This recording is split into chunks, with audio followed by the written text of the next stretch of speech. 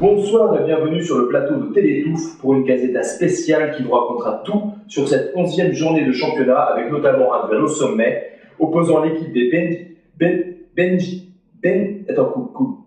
qu'est-ce que c'est que cette merde? Benny Johnson? C'est un nom ça? Putain mais mec. L'équipe des Ben Johnson, deuxième du championnat face au FC 109, actuel leader avec 3 points d'avance au coup d'envoi.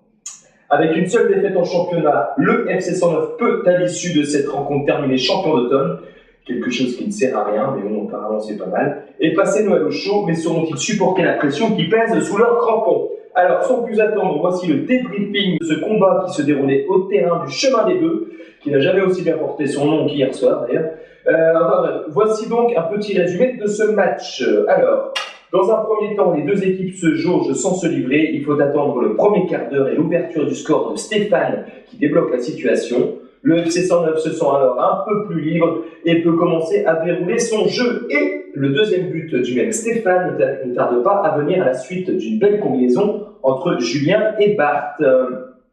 S'ensuit alors le but de Jus d'une frappe lointaine dont il a le secret, même si on le soupçonne d'avoir glissé, et celui de Ludo d'un très beau tir du milieu de terrain, sans doute voulait-il centrer. L'équipe des des jaunes et noirs sombre alors dans une vraie trisomie footballistique, un jeu qui n'est pas sans rappeler celui de Arles-Avignon lors de la saison 2010-2011, ce qui profite au FC 109 et d'une main mise sur le match.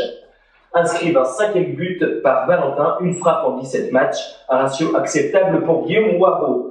Le 109 aurait pu aggraver le score et gonfler son goal average avec les belles tentatives de Yass, Gabriel et Baptiste, mais malheureusement sans succès.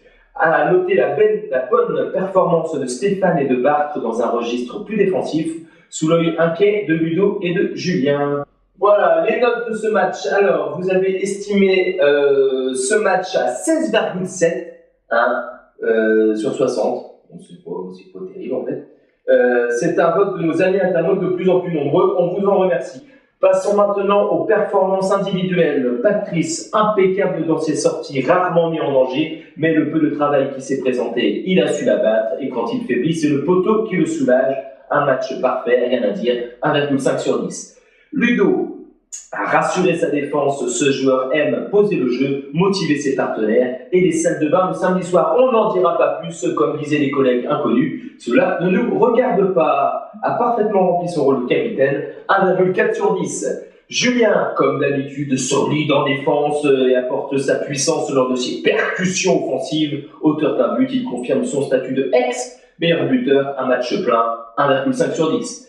Gabriel, on a senti un peu de frustration de ne pas avoir réédité sa très belle performance du match précédent, mais a néanmoins donné le tournis à ses adversaires avec ses 3 atouts majeurs, son pied droit foudroyant, son pied gauche audacieux et sa bite. Bart, une combativité omniprésente, a su gagner parfaitement ses duels et tout ça sans vomir, très bonne prestation, 1,4 sur 10. Baptiste a su créer des brèches sur son côté et profiter des boulevards que laissait une défense angouillère. Il n'a pas hésité à se replier pour soulager ses camarades, ça ne veut absolument rien dire, ses camarades, 1,4 sur 10. Yass, très actif sur son côté gauche, il a su provoquer et aspirer ses défenseurs, ouvrant la porte des filets à ses partenaires. Très bon match, 1,4 sur 10. Stéphane, très en jambes, opportuniste, à croire que la piste de son chat est meilleure pour lui que le jus d'orange Leader Price qu'il nous ramène à chaque match. Auteur de 2 buts, pas de doute, ce joueur aime conclure. Une prestation à retenir, 1,6 sur 10. Val, son manque de lucidité en fin de match, lui fait défaut, a quand même tenté de fournir du jeu. Et un but à son actif, 12 sur 10. Après cette victoire, le FC 109 prend donc le large dans ce championnat, même si cette équipe fournit du beau jeu, rien n'est acquis, et comme disait Hitler, seule la victoire est belle. Voilà, notre rendez-vous touche à sa fin. Je vous laisse en compagnie de notre série du mardi soir, Touffe, ta touffe mes touffes. Je termine par une citation de Giroud, vive le sport, le foot et le pinard. Je rajouterai le sang du Christ, le 109. Avant de vous quitter, j'en profite pour vous poser la question Minitel du jour, qui a marqué 2 buts en finale de Coupe du Monde 98 face au Brésil. 1. Zinedine Zidane. 2. Bruno Germain. 3. Stéphane Chouan, photographe. Voilà, c'était Jean-Luc Saltus. Ciao, bon dimanche.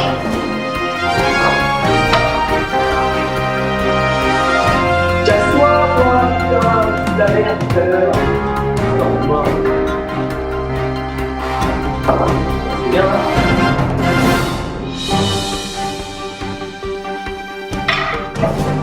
Je vais essayer de faire un meilleur gagner que ça après, tu vois. Ouais, bonne chance.